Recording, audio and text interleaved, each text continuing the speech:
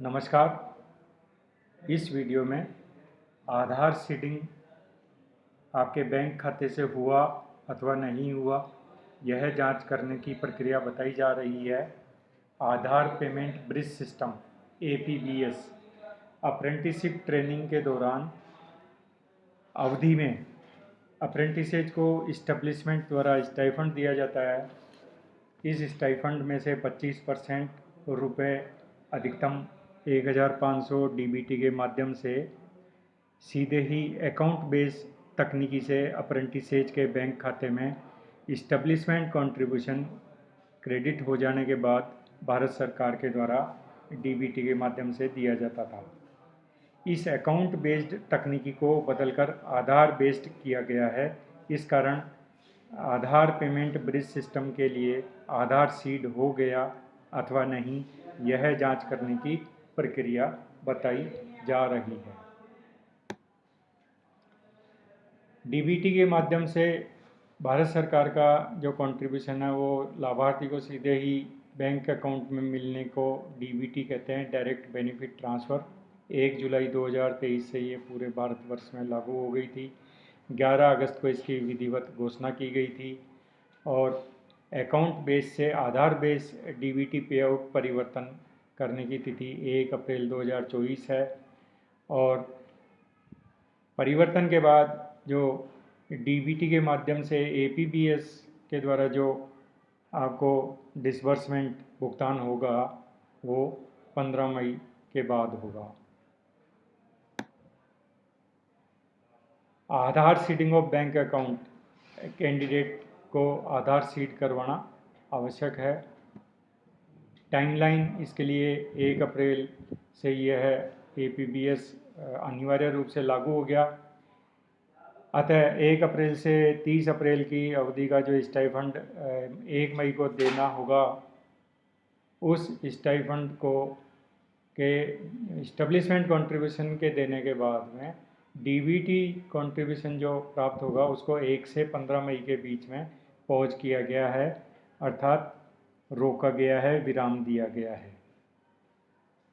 यह परिवर्तन जब पूर्णतया लागू हो जाएगा तो 16 मई 2024 से जो DBT का लाभ है वो वापस से रिज्यूम फिर से शुरू हो जाएगा। अब बैंक में कैंडिडेट जाके अपने आधार को बैंक अकाउंट से सीड कराएगा। किसी भी नागरिक के, कैंडिडेट के भारत में एक से ज़्यादा कई अकाउंट हो सकते हैं बैंक के, और वो आधार से लिंक भी हो सकते हैं, परंतु DBT का लाभ प्राप्त करने के लिए उसे किसी एक बैंक से ही सीडिंग करवाया जा सकता है। सीडिंग कराने का मतलब बीजारोपण। यह सीडिंग हुआ या नहीं हुआ, इसके लिए आप myaadhar.uidai.gov.in नामक आप साइट पे जाएंगे। वहाँ जाएंगे तो आपको इस तरह से लॉगिन का निशान दिखाई देगा। वहाँ जब आप क्लिक करेंगे तो आप इस जगह पर पहुँच जाएंगे जिसका URL आपको यहाँ दिखाई दे रहा है।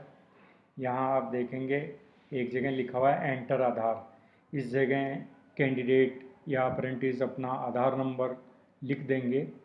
फिर ये बॉक्स में जो कैप्चा लिखा हुआ है वो कैप्चा आपको इस जगह पर अंकित कर देना है। फिर OTP के लिए आपको क्लिक करना होगा।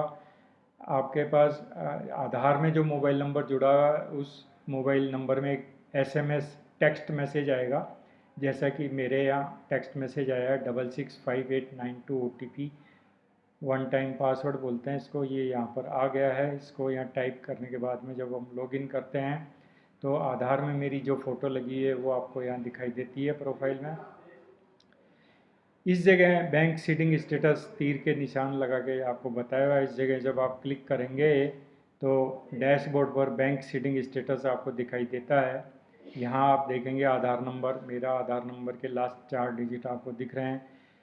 बैंक का नाम state bank of India. Bank seeding status active बता रहा है। लास्ट अपडेटेड डेट 13 जनवरी 2014।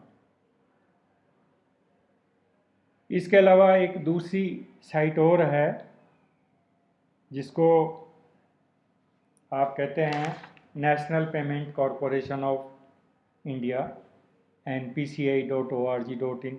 आप इस पे भी जा सकते हैं। यहाँ जाने के बाद में आप कंज्यूमर वाले इस टैब पर क्लिक करेंगे तो आपको यहाँ पर भारत आधार सीडिंग इनेबलर BASE दिखाई देगा। वहाँ जब आप क्लिक कर देंगे तो आप इस जगह पर पहुँचेंगे। यहाँ एंटर योर आधार नंबर लिखा हुआ है, वहाँ आपको अपना आधार नंबर एंटर करना है। इस नीले बॉक्स में जो कैप्चा है वो एंटर अबाउ कैप्चा वाली जगह पर लिखना है। फिर आप चेक स्टेटस करेंगे तो OTP के लिए ये आपको पूछेगा।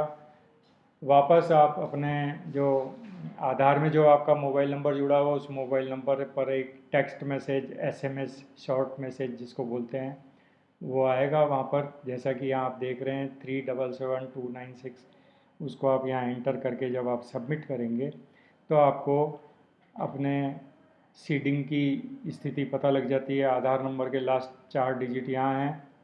मैपिंग स्टेटस में बता रहा है enabled for DBT, last updated date 13 जनवरी 2014।